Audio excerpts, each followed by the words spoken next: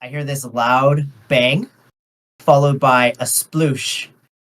One of my That's never one good of working in a pet store. no, one of my customers had decided to move the large step ladder. It's not that large, but it's like a little Hold on. giant ladder, so it's a pretty well built ladder. Can you Decided tell to can you tell us a short version of this on the thing? Because like that blurb at the beginning is I heard a bang and then a loud sploosh. It would be fantastic for that blurb.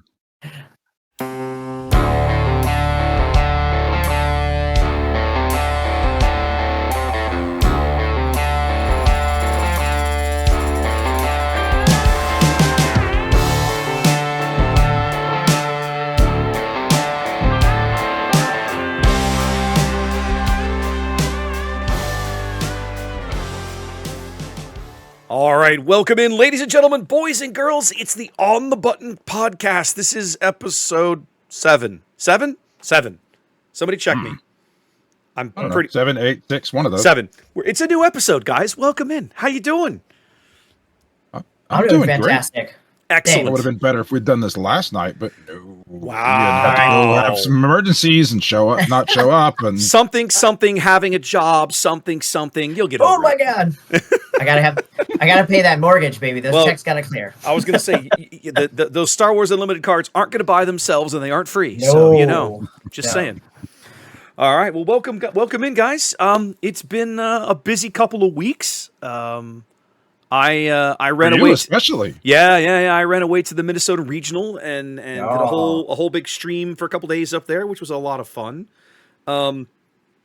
Anything notable happen while you were away? Because I didn't see very much of it at all. I've been busy with graduation stuff. Yeah, so it was a really, really good event. One of the things that I liked, I mean, Ian, you were there with me in Denver. You remember, I'll be honest, you remember how kind of sad that prize wall was, right? But they made, from what I understand, according to people that I've heard online, they made some very quick adjustments. Big changes. And it got way better, and they handed out a lot more tickets. Big improvements. So was it sad because of how expensive everything was, or was there a lack of stuff on it? Yes and to lack both. Of tickets Oh, so it was just sad all the way around. Yes to both. It was So think about this for a minute. 100 tickets, Trey, you and I would equate that, if you think back to the old GQ days for Destiny, right, would be about $5 worth of tickets, roughly, okay? The T-shirts in Denver, just a plain white T-shirt with the Star Wars Unlimited logo, or a plain black T-shirt with the Star Wars Unlimited logo on it, was 1,400 tickets. Wow. Yeah. It was crazy. They were 2,000 for the mats. This was on day 1. They dropped the mats down to 1,000 for day 2. Yeah. What's up with these JRPG numbers? Oh, it's 10,000. It's up in yen. Are they measuring it in yen? I don't know. Whatever. But anyway, it was a ticket, 5 tickets. It was crazy. So this time around, not only was there more variety, there was a lot of stuff there. They actually had, so not only do they have all the regional mats, like the artwork, all that you saw on the website, they had the sleeves. They had Piet sleeves, Executor sleeves, Plu Kloon sleeves. Ooh. They had the aspect pins. They had the set pins. They had not only the regional OP promos, they had the sector OP promos as well, which was really nice. So for people who couldn't make it to the sectors, you could get those promos in Minneapolis. Then the FFG guys brought in a lot of promo stuff to put on the wall. The big oversized cards from set one, like the Avenger and stuff. Nice. Those were all available. Some of the stand-up stuff that like store displays and stuff for like Twilight of the Republic, and I think there was a couple from Shadows. All of that was available. They hand out for free to stores to promote it at the beginning. Correct. All of that was available. There was a lot of stuff on that prize wall. That's cool. It was really that sounds neat. Great. It was actually really well done. They had a lot of great stuff. So if you were playing events and earning tickets, you had no shortage of things to spend your tickets on. So this goes back to one of the things that we've discussed before about how responsive they're being to the community and seeing things that need changing and fixing it. That's really big improvement. Big improvement. Go. Sorry, Wes, not to cut you out. Makes me super excited for Vegas. You literally said exactly what I was about to say. Super excited. Which is seeing that in person makes me a lot more excited to go to Galactics now. Colorado made me think twice about whether I would enjoy Vegas as a player, because I really enjoyed casting it, but like as a player, I would have been pretty disappointed. because I would have gotten slaughtered in the first day and probably Yeah. just had to play a lot of side events that weren't there. Yeah, but So no, it I'm was glad to see that they really changed it a lot. they've done a lot of good work. They were also doing carbonite drafts, which seem to be fairly popular on Oh! day Nice. 2. Well, that would have Those been they so hard. they ran one of those, and I think it sold out. So they added another just spontaneously, like, hey, this was Wow. popular, let's do it again. God, $75 though. Whoa. Yeah, it was actually really cool. So I ended up super huge shout out to some of the KTOD Discord VIP tier guys. Really kind of took care of me because as a caster, I don't get to earn tickets stuck. all weekend. I'm stuck. Yeah. I'm not playing. Right. There's a handful of us that are there, but we don't get to earn tickets, and we aren't given anything. We just show up, do our casting thing, pack up, and go home with a pat on the back. But like about 4:30 in the afternoon on Sunday, a couple of them come over and they said, "Hey, is there anything you want off the prize wall? We've got extra tickets." And I said, "I heard good things about that bounty hunter quarry mat." And they were like, "Okay." 5 minutes later, comes back, hands me one, which was really cool. And I got the story behind that later. One of the ladies had been playing in that carbonite draft and pulled a Phasma showcase. And didn't want it. She's like, Phasma, I don't care. So she traded it to somebody else in the draft pod for a pile of tickets, and then those tickets became the mat that I ended up with going home with, which I thought was really cool. Nice. So you got another Phasma showcase. Well, sort of in a weird way. They traded it around.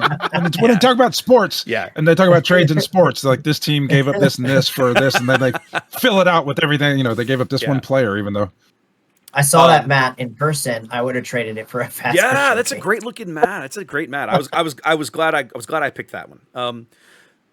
Stream went really well. We had I got there on Friday. Setup was no problem. Was no big deal. I mean, Ian, you remember meeting Ward in Denver? He was there again. Yeah. At this point, we know each other. I was just like, "Hi, how's it going?" He's like, we arranged the tables the way we wanted it.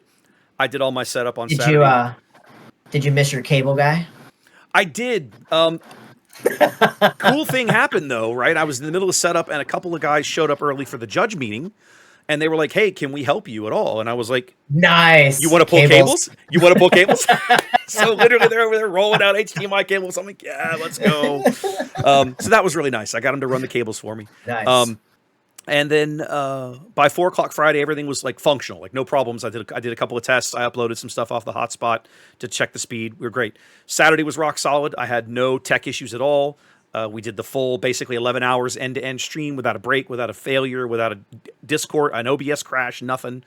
That was apparently all the karma I had for the weekend. Sunday we had some issues. Some of them were self-inflicted. I made a mistake and let the Wi-Fi hotspot literally run out of power midstream, which is dumb. And then Verizon cut me off about 2 hours after that. They're like, "Oh, you're out of data." I'm like, "No, wait, how is this possible?" Anyway, I think I know what caused it. But we got it running, and we caught all the gameplay we wanted to catch. So what about the event itself? How did that go? Anything novel or interesting happen at that? I mean, we had a really good event. There were 600. Oh, there's definitely drama. There's always drama where there's people. We had I think it was about 630 players all in. I believe that was the final total. Really good top 8. Really good top 8. The overall field on day one was no more like the most played leader was Sabine at like 10%, like 10.3. It was like 10.3% Sabine, 9-ish% Quinlan, 7.5% Han, and so on. So like it was back to looking like the field had kind of earlier in the season, right after Django got kicked in the nuts, right? The Richmond field was very, very balanced. Yeah. And this had the same feel to it. So the meta is still in a really good place. We had the top 8. The only repeat deck we had in the top 8, there were 2 Quinlans. Everything else was a one-off. So you had a Sabine, 2 Quinlans, a Kira, a Cad Tarkentown. I'm going to forget the rest off the top of my head. But it was a nice variety. And then in the end, you had a Ray Dataval. Ray Dataval. Yep. So in the end, the winner was Wu, of course, over there with he won on Kira Datavolt, which he had been playing like a champ all weekend. Like we watched him in day one, I think about round 4 or 5. He had won a PQ earlier. He recently won a PQ with either that list or one very close to it, and then close to it, yeah. And then we watched him on day one, and it was like watching John Williams conduct the symphony, right? He was just like, every time his opponent tried to do something, it was like, no, like it was crazy. It was just he had, like sometimes you play Cody playing Kira, and he just always has the card he needs to blow you out or to stop what you want to do and keep you locked off the board. It looked like that. And so I ran into that at a showdown that I played in. Yeah. And just everything. Yeah. So at the end of Swiss, he was 12-1, and he ended up winning the whole thing. I guess to kind of to answer your question about drama, the kind of the only two things that would stick in my mind that people have talked about is, the ID rules played a big part of this event. The intentional draw rules. We got down to round 13 of Swiss, and you would expect the people at the top of the field to kind of look around and go, "Oh, we can all ID." They almost all did, except Wu and Chris Lewis were playing. Wu at the time was undefeated, and nobody else had less than 2 losses. So he was 100% locked. Same with Ray, who made the final. He didn't take it. He didn't take one. He didn't take an ID. But at the same time, the reason that Wu did it was because he was trying to win, to knock Chris Lewis's standing down and allow his teammates a better chance to make sure they made the top cut. So basically, they talked about it, and I'm sure Chris said, "Hey, do you want to ID?" And in the end, Ophir said, "No, I want to play." And the reason he was playing was to try and help his teammates, make sure they made the cut or make it into the top of the standings. Yeah, perfectly valid. Yeah, there was. I mean, that's the thing. You can't coerce someone into taking a draw or an ID. Like that's already collusion. You can't offer them anything. That's collusion. You can basically say, "Hey, do you want to?" And if they decline, you're playing. And that's what happened. But that caused some consternation because there is a subset of the competitive community that sees that as like intentionally manipulating the standings or whatever. Yeah, you and I are in the same. Somebody's always going to be mad about something. I know. You and I are in the same place on this one in the sense of it's. And the other thing is, it's like you can't. I mean, if you have ID rules, you can't stop it. Like if the rule exists, it's going to get taken advantage of for someone's benefit. That's it's going to help somebody hurt somebody. 100%. You can't stop it. The only way to stop it is to remove the rule and go back to the dumb double losses. Like that's where you're at. The other thing that happened that I know has caused some head scratching and consternation, there was only one semifinal match actually played. When the dust settled after the quarterfinal round, there were 3 of the top 4 players were all from the KTOD team. You had Alex Blandon, you had Ophir, you had John Tata, and then you had Ray Tan. Ray was not a member of the team, but the other 3 guys are all KTOD members. And so this is top 4. So this is top at this 4. point, we've played the top 8. We've played the top 8. Yeah, we're in the top 4. Yep. 3 of these guys are KTOD. Cool. Right. And so Alex and Ophir are paired up, and they have apparently played this match before. They played it recently at a PQ or something. I think they played even in Swiss in this event back earlier in early in day or somewhere along the way in day 1. And Alex is like, it's fine. I don't care. He can have it. And he just scoops. He just concedes the semifinal match.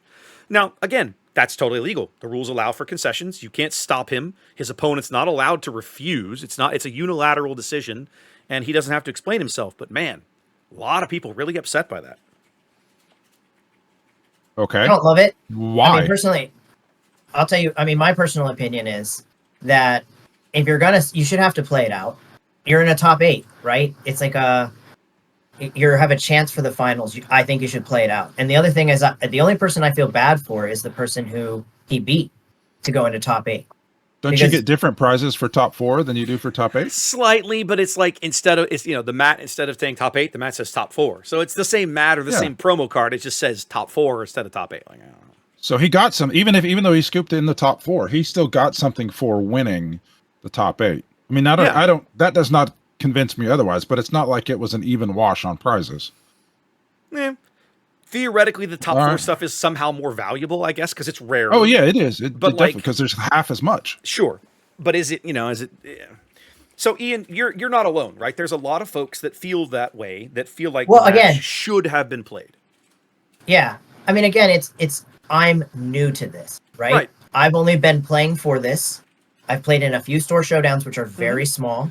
I've played in 1 PQ, and this would be my second PQ, right? So I've never really played in like these large tournaments. So it's different when it's like 600 people. I understand both sides of it. Mm-hmm. Me personally, though, I don't get it. If there's a 1 in a million chance, I've played this matchup with him before, right? Mm-hmm. If there's a 1 in a million chance I think I'm going to win, I'm going to play it. Mm-hmm. And that's just my personal opinion. And that's, Sure. I understand scooping, right? I mean, you scoop because you know you can't, like, he probably knows. I've played this matchup with him a bunch of times. I have a very low probability. I think it also gave, I'm not going to say gave Ophir an advantage because he's a great player. I love Wu. First of all, let me say this. The only thing I've won in Star Wars Unlimited is because of Wu. He put out a JTL pre-release guide. I followed it to the T. Won 6 Carbonite packs, 12 Twilight, 12 I remember Spark packs. Best I've ever done. Having that rest, I bet, really helped him, right? Because Ray's in there battling it out because he's been battling all day. To have an hour to just refocus, I bet felt really good, and I bet he felt pretty fresh going into that game. It's entirely possible. So I see both sides of the coin. You know, it's within the rules though, so you can't. It's a legal thing. So I mean, there's nothing you can do, and sometimes it's going to give somebody advantage, and somebody's going to give somebody a disadvantage. And the other thing is that you know, concessions of that nature, of any nature, at any level, at any tier of play, right? Whether it's Swiss, Top Cut, PQ, Showdown, whatever, concessions will always be legal. They'll always be in the rule set because at the end of the day, none of us are paid to be here. Right? You can't compel somebody to play. This isn't professional sports. You must. Know? Literally, this isn't professional sports where you can't just say, you know, I take it that serious. You have a contract. You have to get out on the field because you have a contract. No, there's none of that here. It's ridiculous. To imply otherwise is silly. I don't have another way of being athletically competitive in anything. I am two not of an you athlete. have met me. I am 5'5", completely unathletic, and just am not a big human. So this That's is like why my I like only. you so much. I've never threatened when you're around. I know that if you get uppity, I can just put a stop to it, and there's nothing you can do about it. So I had in high school. I had a lot of friends, and this is true. In high school, I had all of my friends were 6 foot plus, and when I would get uppity, they would literally just pick me up, put me someplace else, and be like, bad. There was really nothing I could do because in high school I was even smaller and probably 50 pounds lighter. So That's amazing. But anyhow, so there was the interesting thing that I take away from all of it, right? And this conversation is still ongoing. Several different content creators have made videos about it. Ray made a video today that was very short. It was less than 5 minutes. Fantastic. I thought it was a great video. I was very, very glad video. to see Ray chime in and basically say, here's my opinion because I'm the person who was probably most affected by all of this. And, you know, but what I love about it is that I lost my train of thought. It's gone. But anyway, so I liked seeing Ray's opinion. I like that everybody. Oh, I found it again. What kind of surprised me is that, you know, the people who were there, that all of this decision making actually impacted.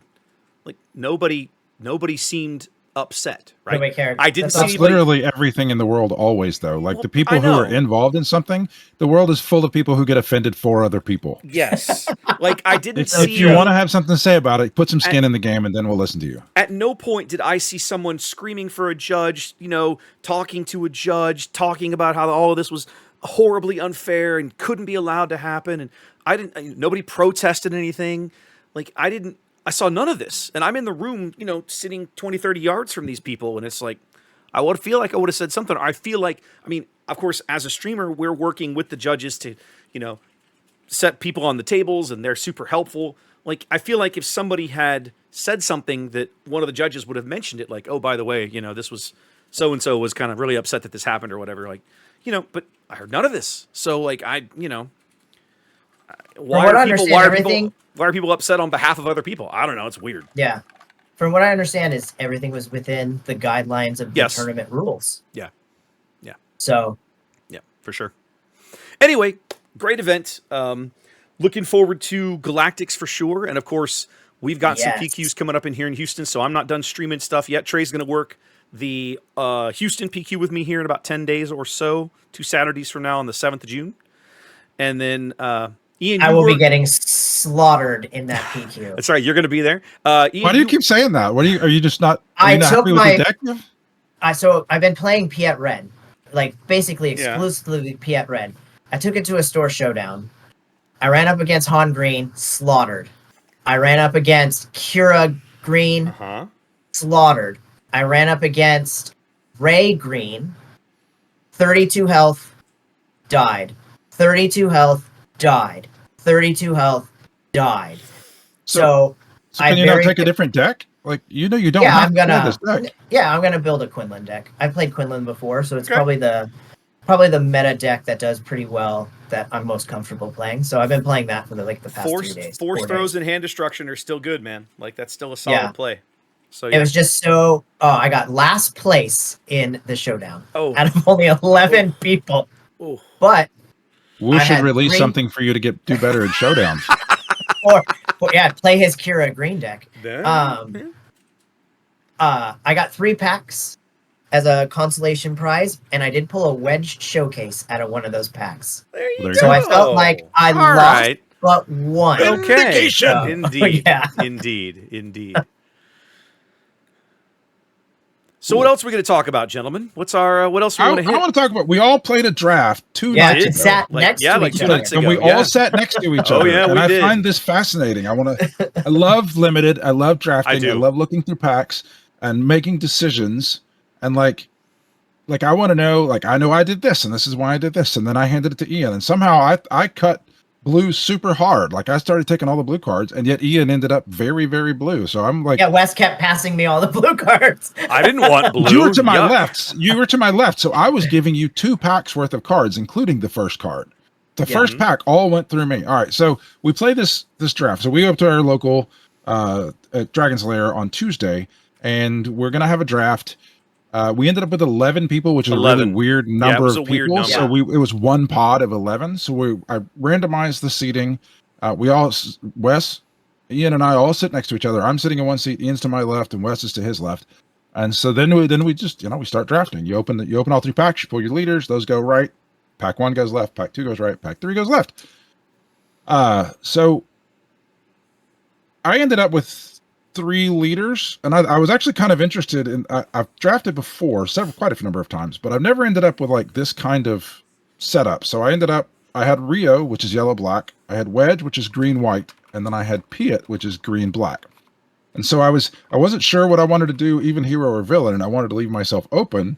So I started my first pack. I looked for something that didn't fit with any of those. I wanted to draft something that would fit with any one of those 3. What I get into that.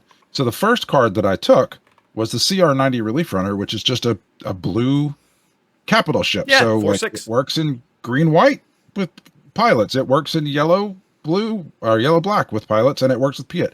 And so that was kind of my trek that I went through to pick cards. So Ian, what did you ended up with Thrawn, and we played in the event, and you ended up with what felt like a constructed worthy Thrawn red deck. Yes. What were you looking at when you drafted? So, I had Thrawn. I can't remember the other 2 leaders I had. I had 2 villainy leaders. One was Thrawn, and the other was a red leader. I think the ship guy. I think I passed you a Von Reg.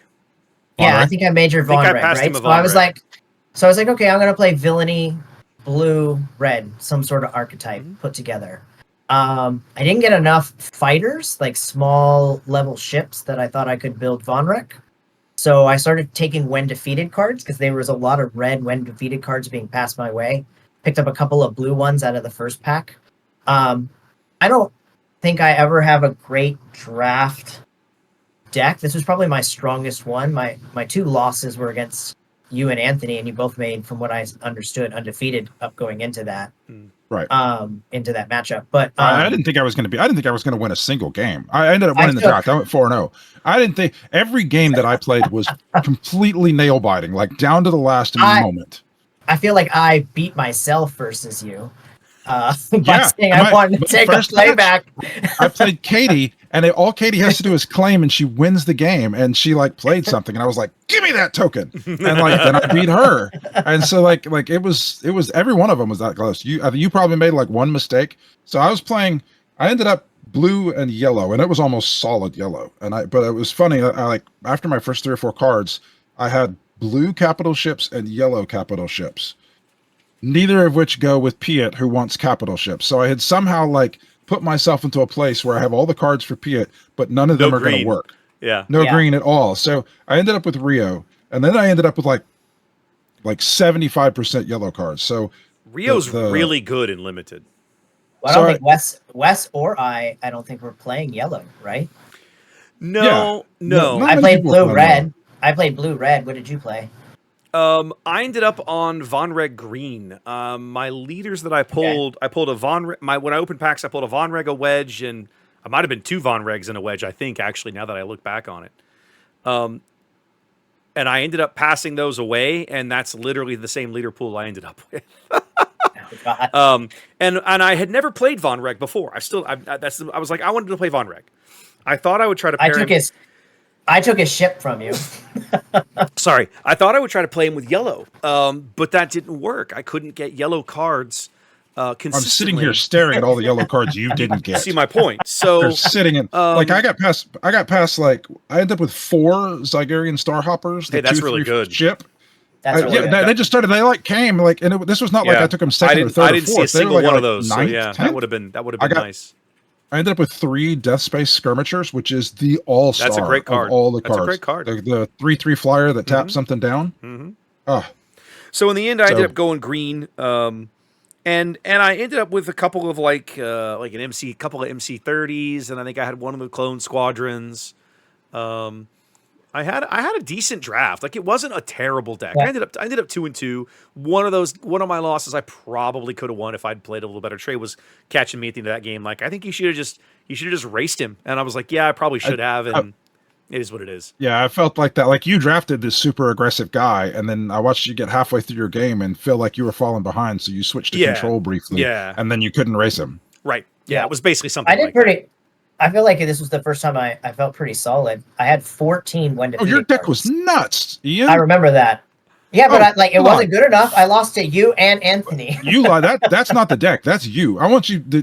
I'm sit down crossing this guy, and he plays red base Thrawn 2, and his opening turn goes Stormtrooper, like 2-1, and that's how he started. And then it was just pedal to the floor the rest of the time. You know what my all-star was in the game against Ian?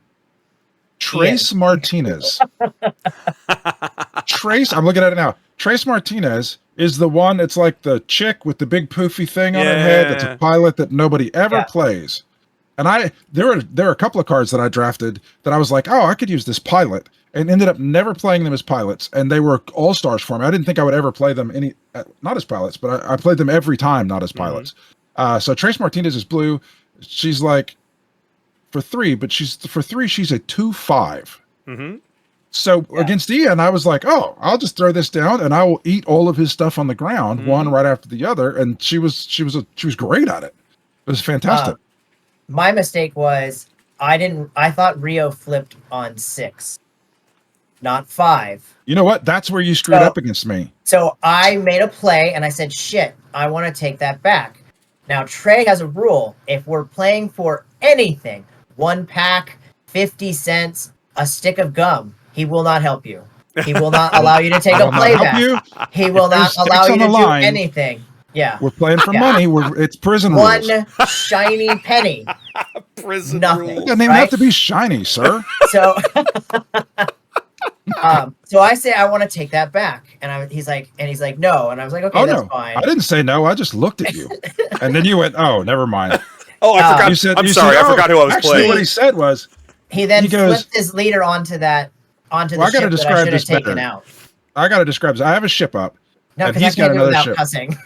Yeah, I know. And so he makes a play. I don't remember what he did. He did something, and he goes, hey, let me see Rio. Something real stupid. And then he looks at it and he goes, oh, he flips on 5. Oh, can I take that back? And I just looked at him And he goes, "Oh, okay, never mind." Oh yeah, never mind. I forgot who I was playing against. So if Ian had not said that, I would not have immediately put Rio on the ship. But because he like was so flabbergasted and admitted that he made a mistake, I was like, okay, he doesn't want me to do that, and that means that's the thing I want to do. So I put Rio on whatever ship it was, Death Space Skirmisher or something. It was. Oh no, it was on one of these Igarian Star Hoppers, one of these little guys. But he had something that kills something that a non-leader unit, and so that direct hit. Rio on that dude just went to town and beat him down. I genuinely feel like Rio's a little slept on. Like, he is not a bad leader at all. Mm-hmm.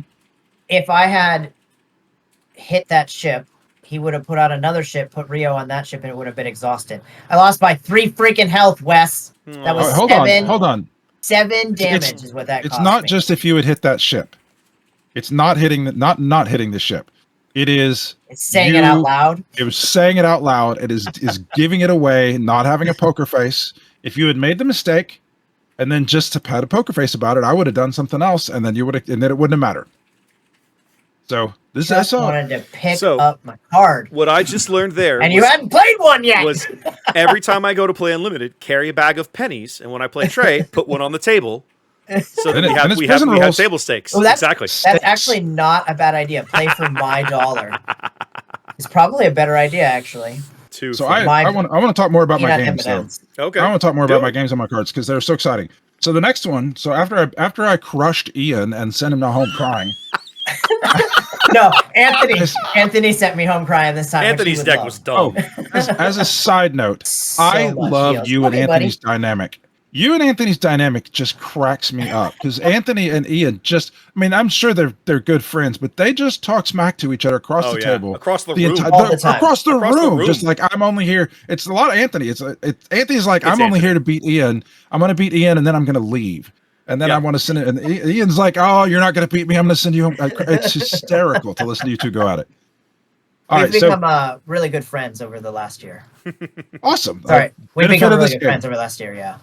All right. So we were, I don't know if it was in the draft or I think it was during the round prior. I heard people were discussing it, like, what's the best thing to play? Like, what is the most strongest deck in this format and in limited? And the consensus was that it's Loot Green. Like, if you can get the cards for Loot Green, in sealed it was. Really I don't know if it is in draft, but sealed was pretty. If you can get the cards for Luke Green, it's good. It's very good. So I sit down. The next game, I sit down across from Luke Green, and he plays fighter. Chewbacca on the fighter. Oh, you played Damien. Sitting here. I got that. I got that. Damien. I got that in the last round of the day. So I played Damien, and like.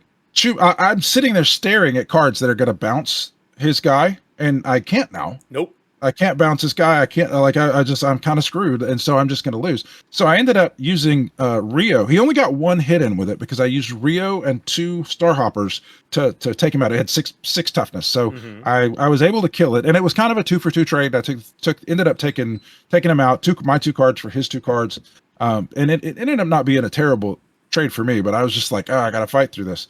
And then he puts out, like, it was some big ship. I don't remember what it was. Big fighter, maybe Red 5, maybe bigger. Could have been. Puts Luke on it. He puts Luke on it, and then he puts the twin turret thing on it. So I don't know. This thing is unkillable. It is so big that I'm like, I can't kill this. So I'm just going to start trying to erase him. So that's when the secret sauce of my deck was to tap things down. So I've got the 3 Death Space Skirmishers. I've got the Mandalorian. That's the card that I drafted for the pilot only, because I'm only in single yellow. I'm not going to pay 7 for the stupid Mandalorian. I played 7 for the Mandalorian multiple times, and he won me the game every time. But anyway, like, so I sat there and he was going to hit me for like 9 or 10 every shot with this Luke. And I ended up being able to tap him down just enough that I can squeeze through and like snipe him at the end. Just the same way with Ian, where I was about to die. Then I get to the last game and it's against Anthony. And that deck was so dumb. You were all like, this deck is so dumb. It was dumb.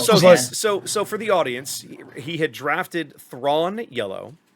And somehow, in this pot of 11 people, we had managed to pass him 5 CR-90 Corvettes, that little 4.6 for 6 Mhm. that has Restore 2, and then when defeated, heal 3 off your base. And he had We also Spike. gave him 2 Onyxes too. The little ship. I Oh, didn't, the see, I guys- didn't see any of those. He played those against me But he right had- off the he had- bat. I was he like, had- son of a. He had 5 of those Restore 2 Corvettes in a Thrawn deck, and a 30-card Thrawn deck. Go ahead, Trey.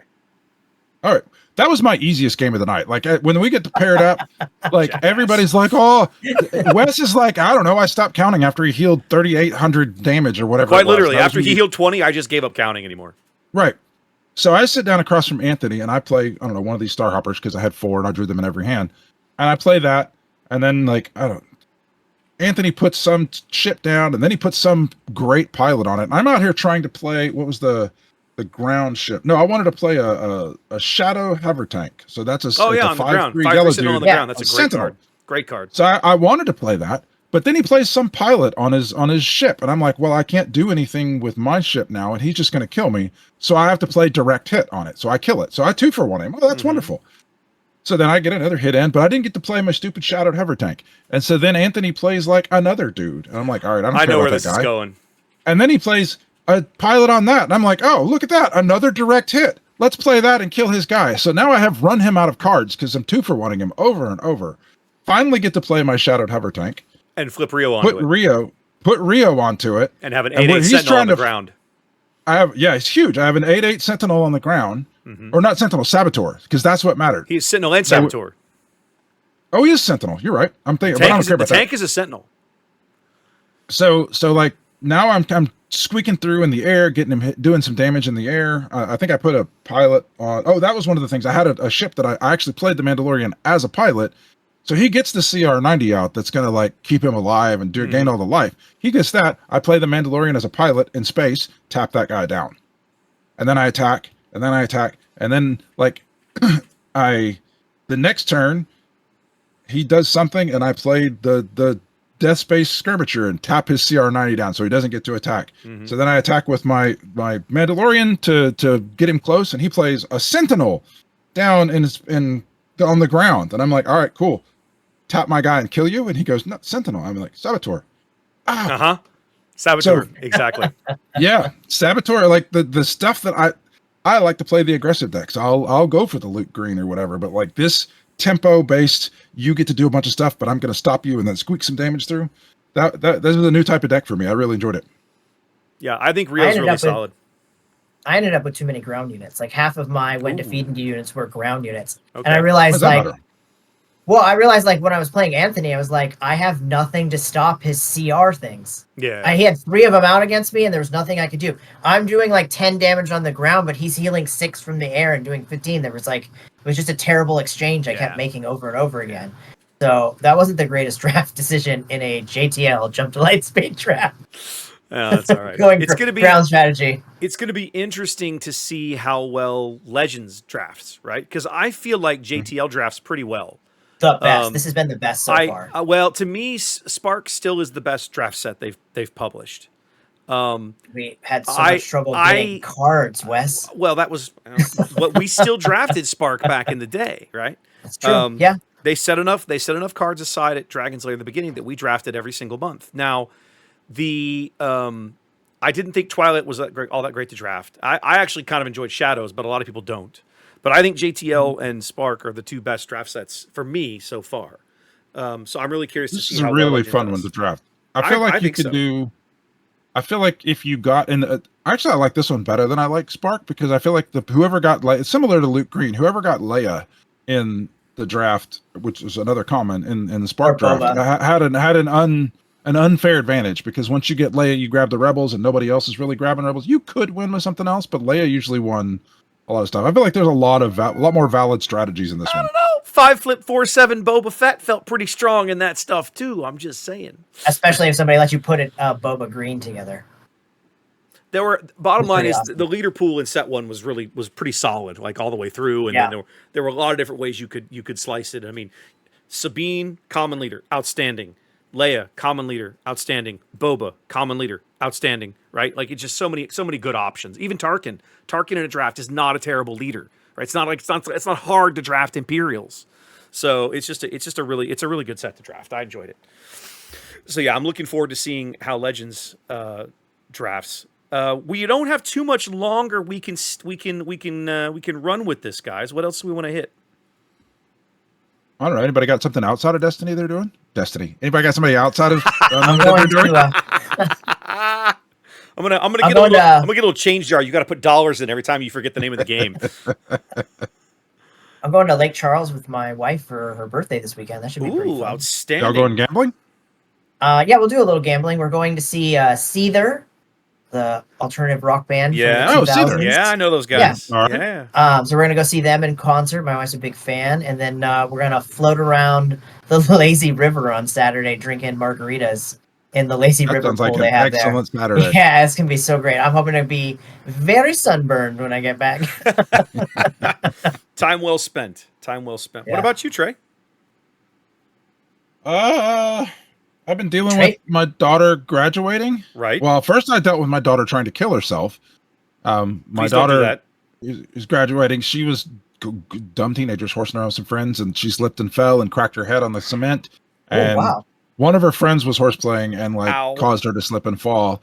And then so she got a concussion, and like I took her to the emergency or the little stop and rob emergency room. Yeah. And they did a CT scan. She had a fractured skull. Oh. And then, like when she hit the ground, her brain rattled around in her skull, and so the Yes. front of her brain was bruised from the inside of her Uh-huh. skull. So she spent a couple of days in the hospital. Ooh. It wasn't Oh, ever. wow. They didn't have to do anything, but it was just helping her get through the pain. She's good now, but Good. what was supposed to be like this big graduation party, and then she walks across the stage. She was able to walk across the stage and have a good time, but we had to postpone all our stuff. So Okay. I've been Oh, dealing man. with that, staying up at the hospital, holding her hand, rubbing her feet, trying to help She's her home now, feel right? better.